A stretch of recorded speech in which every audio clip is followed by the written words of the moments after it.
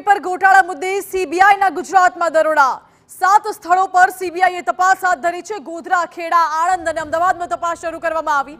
મહત્વનું છે કે ગઈકાલે વિપક્ષે નીટ પેપર લીકનો મુદ્દો સંસદમાં ઉઠાવ્યો હતો, જેના પર સરકારે કહ્યું કે તે ચર્ચાથી ભાગતી નથી। તમામ લેવલોએ તપાસ ચાલુ જ છે અને ટૂંક સમયમાં જ આરોપીઓ ફરતે સીબીઆઈનો ગાળિયો કસાશે। ત્યારે હવે સીબીઆઈએ તપાસ તેજ કરી દીધી છે। આરોપીને સકંજામાં લેવા અને કૌભાંડનો ખુલાસો કરવા કાર્યવાહી કરવામાં આવી રહી છે। વધુ જાણકારી આપી રહ્યા છે સંવાદદાતા યુનુસ ગાઝી। યુનુસ, સીબીઆઈએ કયા સ્થળે દરોડા પાડ્યા છે? નીટ પરીક્ષામાં ગેરરીતિ અને કૌભાંડ મામલે જેમ જેમ આ વિવાદ વધુ ઉગ્ર બની રહ્યો છે તેમ તેમ સીબીઆઈની જે કાર્યવાહી છે વધુ તેજ બની રહી છે।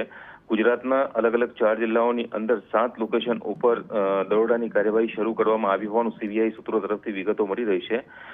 ગોધરા કેસની તપાસ ઉપરાંત અન્ય સ્થળોએ જે ફરિયાદ દાખલ કરવામાં આવેલી છે તે સંદર્ભે જે ચાલી રહી છે તપાસ, તે તપાસ સંદર્ભની અંદર આ દરોડાની કાર્યવાહી કરવામાં આવી રહી હોવાનું સૂત્રો દ્વારા જાણવા મળી રહ્યું છે। હજારીબાગમાં જમાલુદ્દીન નામના જે પત્રકાર છે તેને સીબીઆઈ દ્વારા ધરપકડ કરવામાં આવી હતી અને તેની પૂછપરછ થતા જે કોન્ટેક્ટ ડિટેલ્સમાં તે એક જે પ્રિન્સિપાલ અને વાઇસ પ્રિન્સિપાલની સાથે સતત સંપર્કમાં હોવાના પુરાવાઓ હાથ લાગ્યા બાદ આ કાર્યવાહી શરૂ કરવામાં આવેલી છે।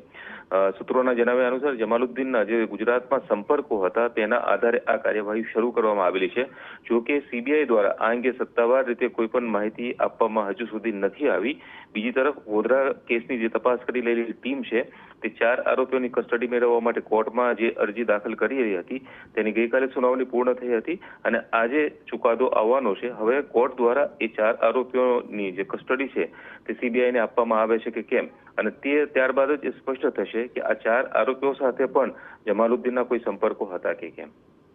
જી યુનુસ, આભાર આપનો। એટલે ગુજરાતમાં સીબીઆઈના ધામા અને 7 જગ્યાએ સીબીઆઈએ દરોડા પાડ્યા હોવાની સૂત્રો તરફથી જાણકારી મળી રહી છે।